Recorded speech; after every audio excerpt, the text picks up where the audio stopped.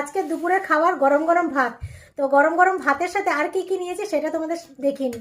তো করেছি হচ্ছে বিনস ভাজা।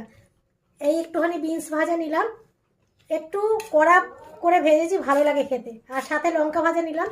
আর এই হচ্ছে টমেটো ভাজা। তোমাদের দাদা যে কি খাওয়া শেখালো যে ভালো লেগে গেল। তো এই টমেটো ভাজা। এইটা হলো ধনে পাতা বাটা, কালকে করেছিলাম, সেটা একটুখানি ছিল, ফ্রিজে রেখে দিয়েছিলাম, সেটা নিলাম। আর গরম গরম ভাতের সাথে সব থেকে ভালো খাবার আজকে করেছি ফুলকপি দিয়ে আলু দিয়ে রুই মাছের ঝোল। তো তোমরা দেখতে পাচ্ছ কতটা জানি না, পাতলা ঝোল। গরম গরম ভাতের সাথে ফুলকপি দিয়ে আলু দিয়ে টমেটো দিয়ে এই পাতলা ঝোলটা ভীষণ ভালো লাগে। তো আজকে বাটি নিলাম, কেন বলো তো?